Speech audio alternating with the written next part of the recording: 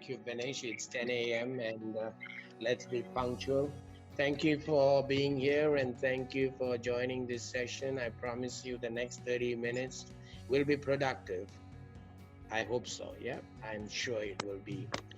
Many of you were very complimentary. I think when Subra insisted I do this session, I hadn't done it for a little bit of time, so I was a little bit nervous. So I had some of my colleagues send out on WhatsApp inviting people, making sure that people join the webinar. Otherwise, it'll be just me and Vinesh. And I was a little bit nervous, but then, of course, Vinesh supported the entire process with Julian, John, and Nurulatika. Well, thank you very much. Uh, Technically, a couple of things. If you have a question, please go and type it in the chat, and I'll try to take it at the end of the session. If you get into a problem, the best way to do is to log out and log in back. I think that's the best way to do it. If you got earphones, then of course you use your earphones. Yeah. Um, I think one of the main things is many of you said thumbs up and all that to the WhatsApp invitations, and many of you just looked up at the my photograph and said, "Well, that's really good. In just 10 days of lockdown mode, you have been able to work out and you look really good." But now, after seeing me real time, you probably will know that photograph was taken a long time ago. I think my lawyer is here, Julian is there, so I must have a disclaimer. That photograph was taken about 15 years ago when we went public, or 16 years ago. But I'm still working out. So let's talk about this subject, staying productive during the movement control order or the lockdown period. Just about a couple of days ago, I had the opportunity of talking to Tony Fernandez, the legendary founder of AirAsia. Hadn't talked to him in about nearly 2 years, so it was nice to have a conversation with him. And he said, Palan, it's very simple, straightforward. He said, I used to say everyone can fly, but now no one can fly. And therefore, it's important for us to stay safe, stay home, because otherwise we will never ever be able to fly. But it's ironical that a couple of months ago or weeks ago, I think it was late January, Dato, one of our colleagues at Esther on the board, she was talking about the coronavirus, the Wuhan crisis. Not many of us could quite understand it. We just took it easy. And she said, well, let's get a flu vaccination done and all of that stuff. And nobody quite took it serious until the lockdown happened and the daily briefings happened. So everyone believed that China will not affect anyone else. But now we know it's actually a global crisis and everyone has to take it seriously. So many experiences. I had a professor who met me and who said, well, his son had met someone who was affected. I met my cardiologist who said he met a patient who was affected. I had a meeting with my director who said that she met someone and therefore that person was exposed to someone and therefore could have to postpone the meeting. So you never know what's happening. I think it's scary. Yet, in the midst of all this, I think we need to salute our frontline healthcare workers. I think they're doing a wonderful job. I think that Dr. Hisham or Hisham Abdullah has been firm in his leadership, has been passionate, compassionate, and I think has been doing what you can do in a rapidly changing situation. So I think the most important thing, stay home, stay safe, and the message for today is stay productive. I have stayed home all these last 2 weeks and I intend to do it for the next 2 weeks. For many years, my wife said, can't you spend more time at home?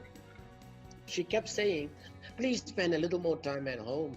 And now she is beginning to wonder, oh my goodness, how much of a challenge it's having me home all the time. So I think we all get used to it. We have to get used to the space, the time, the relationships. So Robert Collier had this to say, as you see in the next slide, what he talks about crisis. Robert Collier says, if Vinesh, you could move on to the next slide. I think it's important, he says, that we only understand a crisis when it actually attacks us. So I think it's very important for us, as what he says, sooner or later comes at a point in our life when in our affairs there is a crisis, and how it determines is our response is going to result in our happiness and success. I think he says forever, if you look at history, there's been so many such crises that has happened all the time in our lives. My late father used to talk about the Japanese occupation of Malaya, Peninsula of Malaysia at that time. My European friends used to talk about World War II.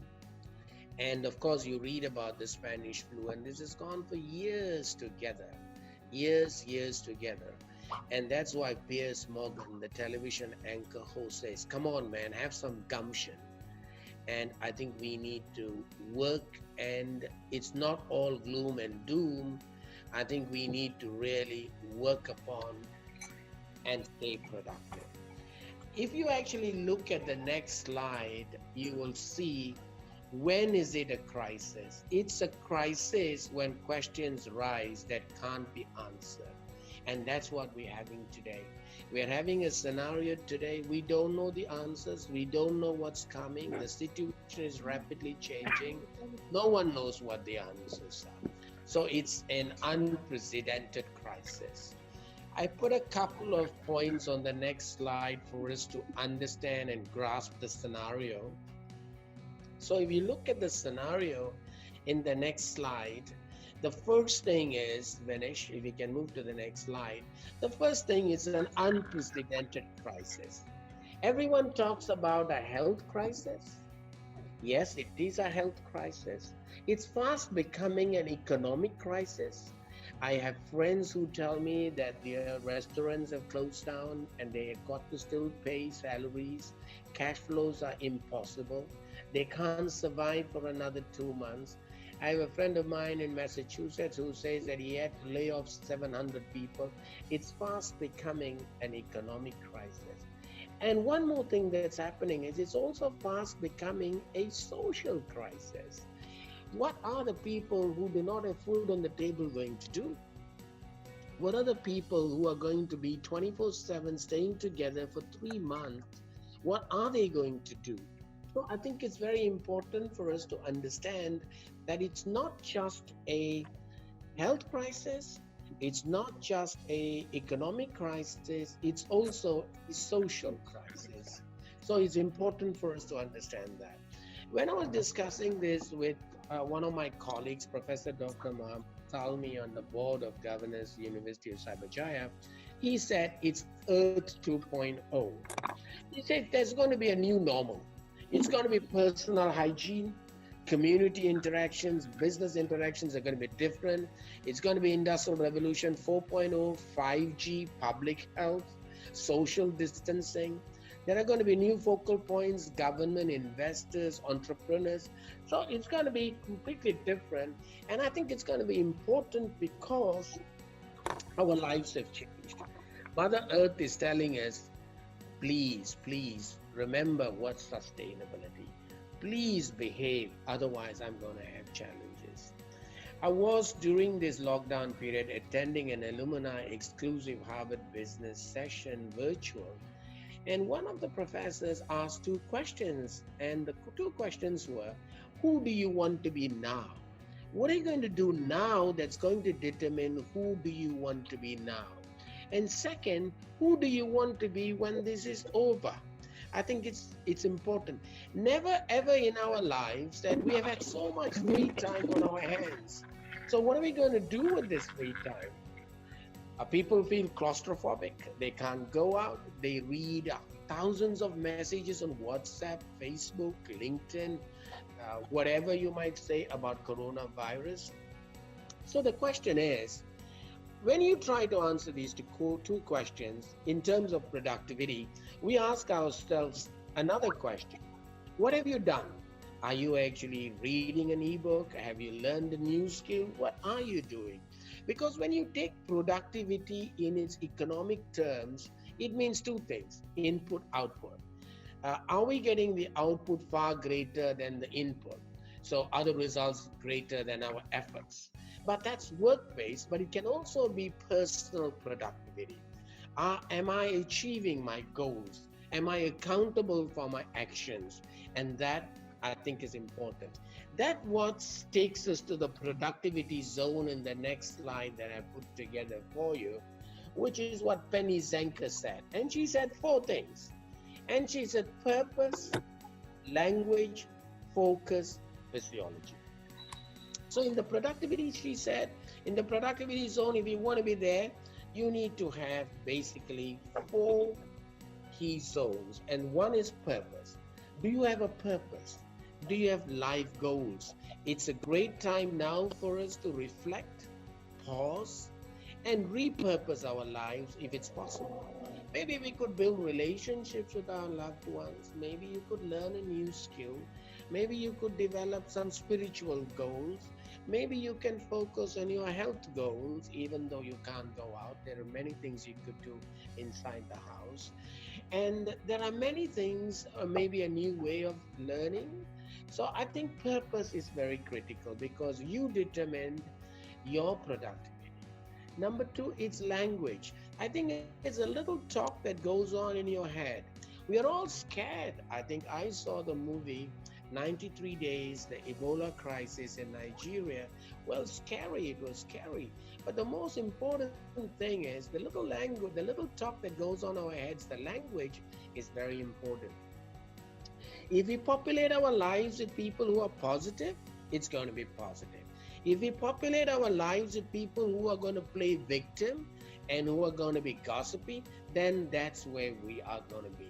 So I think here is an important level that we have to bring up our levels in terms of the language, the little talk that goes on in our heads.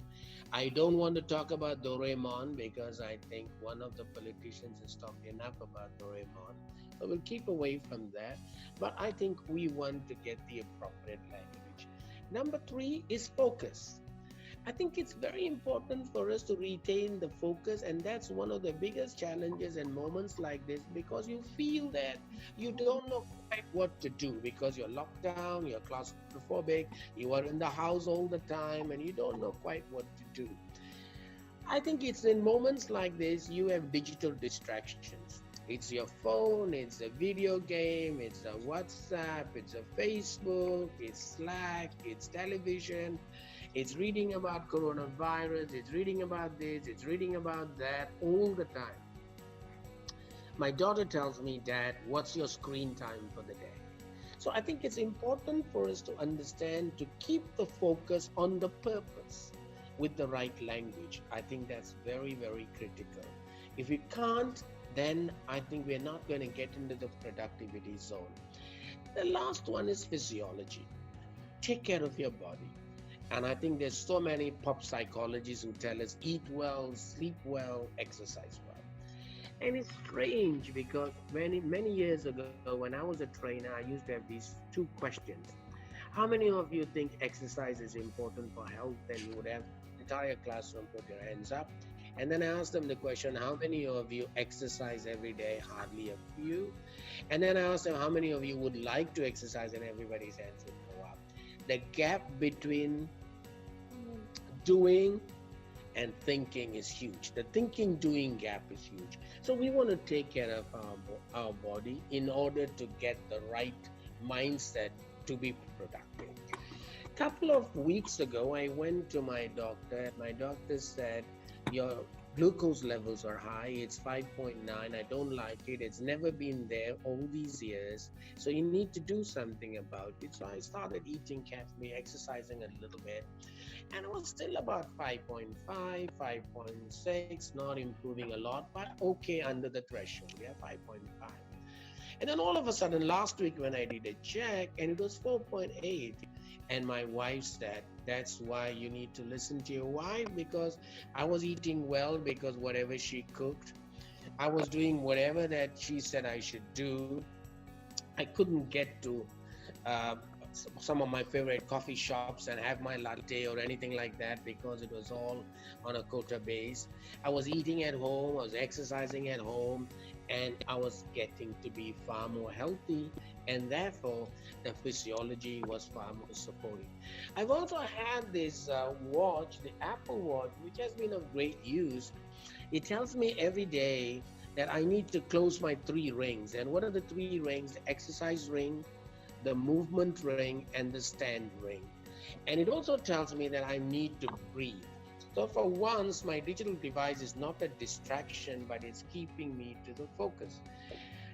Last week, the stock market was terrible. I'm not sure how it is today, but last week it was really terrible. The Dow Jones was down, the oil price was down, everything was going down, and we were being battered.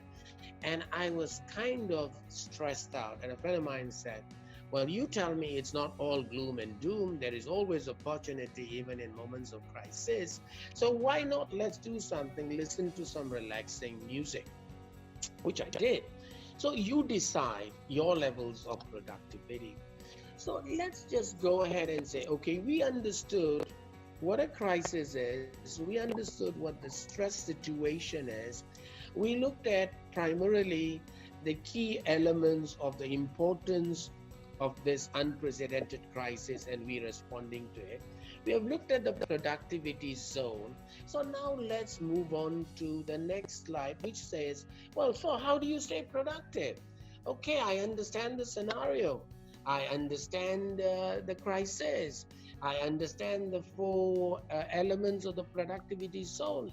So let's learn about how do you stay productive. So in the next slide, you will see how do we stay productive. Number one, set up a productive routine. I think we had a productive routine. Yeah, all of the time we got up, we got ready, we went up to work. Now that's changed because all of a sudden, one of my friends sent me a message and said, how is WFH? It took me a little while to understand that's working from home. So we are working from home. So let's set a productive routine. I've had some friends who have not shaved for 2 weeks. They grow a nice beard. They get up at about 9:30, 10, have a late breakfast. So the routine is all gone. It's messed up. So how do you set up a productive routine is very important. And I think it's very important because even Anthony Robbins in his book, Unleash the Giant Within You, says you have to set up some systems and processes and a systematic productive routine for you to achieve your goals.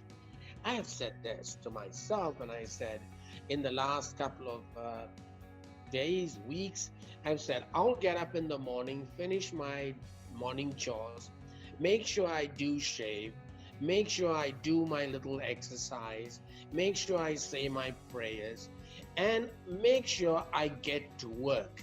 I get to my home office desk 9:30, 9:35, exactly the way I am now right in my home office. And I take a photograph, a selfie, and send it to my team and say, well, here I am. I hope you are up and you are doing what you should be doing.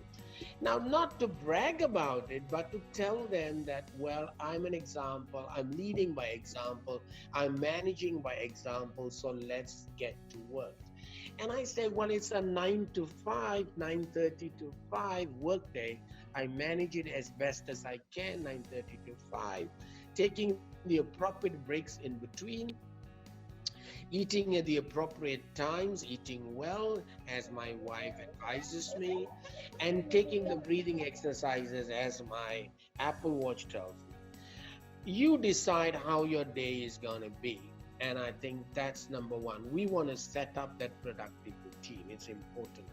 Number two, be accountable for your time. I think it's very important. What you do and how you do it is very important. Managing the distractions, keeping the focus, understanding what's your schedule for the day. I think everybody talks about this. I think Robin Sharma talked about this so much in his How to 100x Your Productivity. He said 90-91 rule is important. He said for the next 90 days, Make sure you spend the first 90 minutes of your time on one most important goal that's going to move the needle to achieve your goals. And that's the 90-91.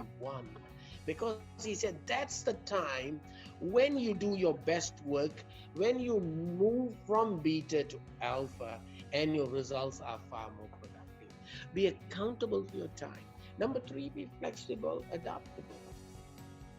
When I mean flexible and adaptable, I am not saying, well, we should sleep until whatever time we like to, but we're saying, well, let's be flexible, let's be adaptable. So if there's a domestic chore that needs to be done, of course, let's go and help out, because I think it's very stressful for those who have been homemakers, and I think we need to go and support them.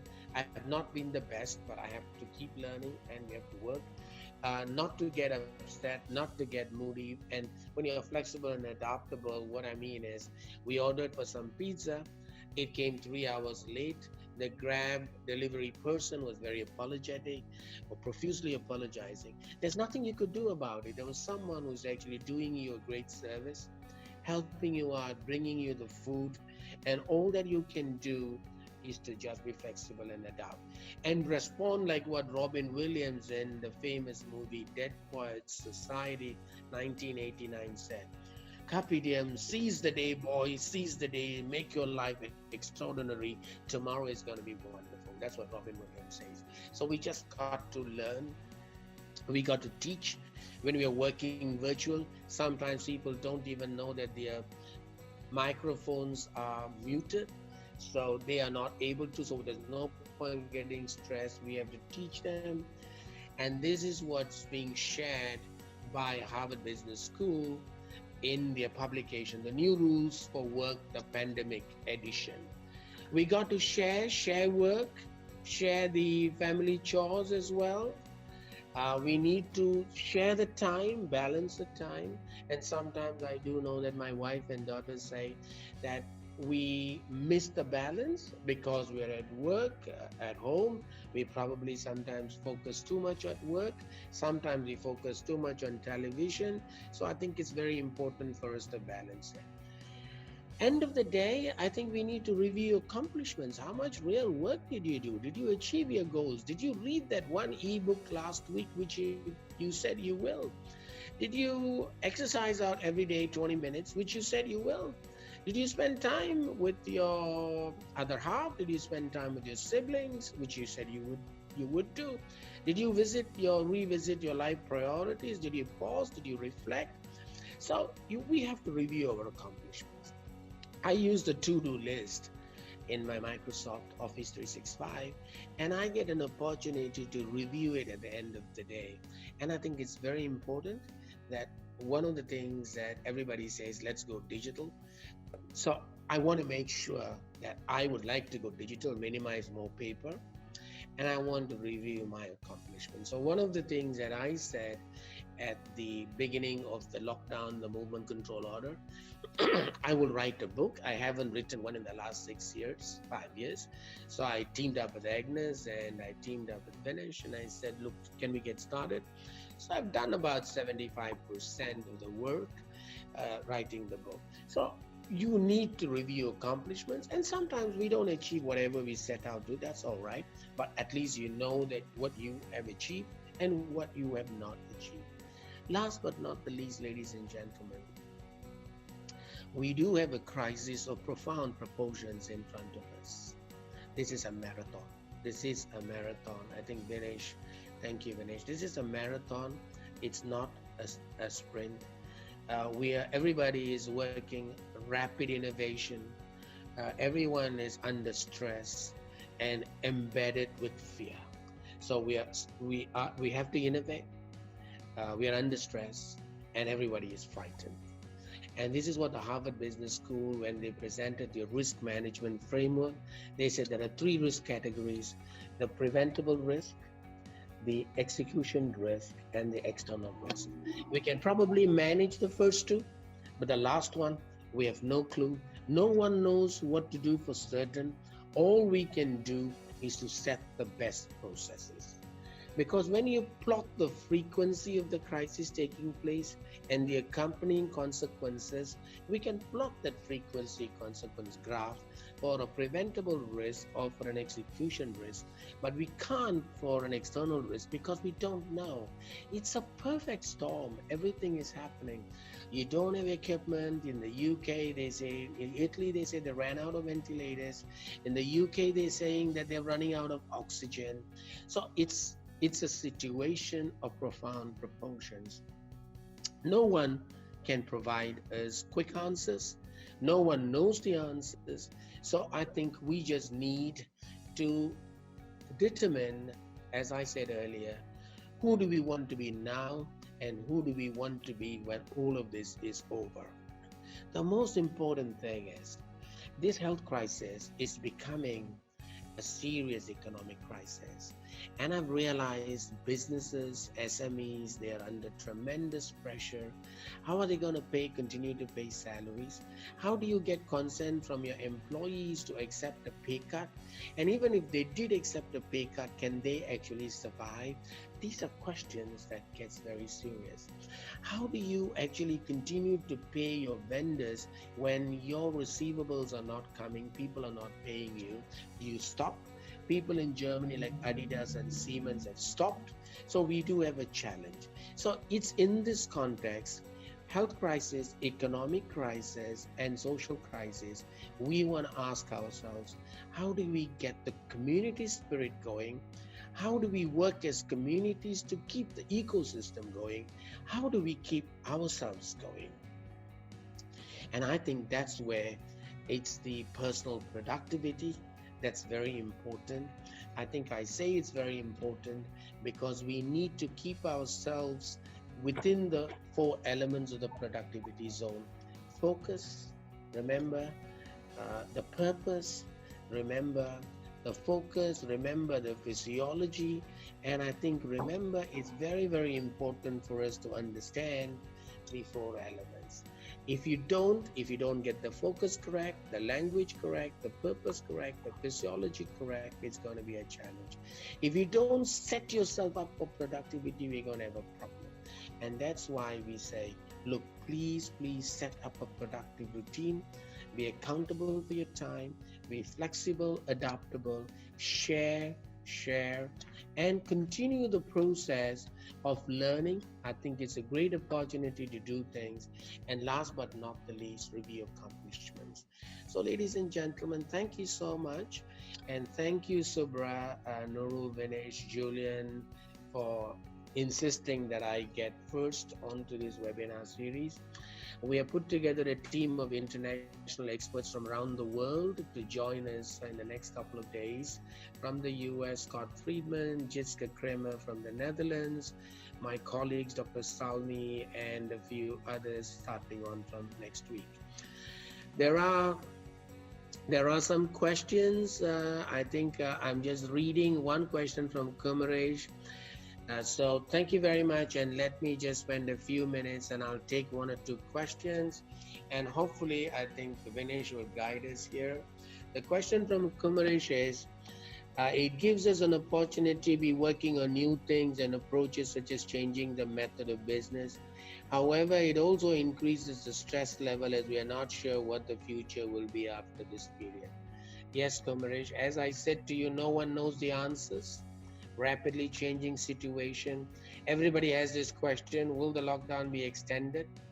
Don't know. People say it could be another 2 weeks. Some say it could be another 4 weeks. We don't know. But the question is, we can actually plan what we can control, and we can actually kind of risk mitigation what we cannot control. That's what we can do.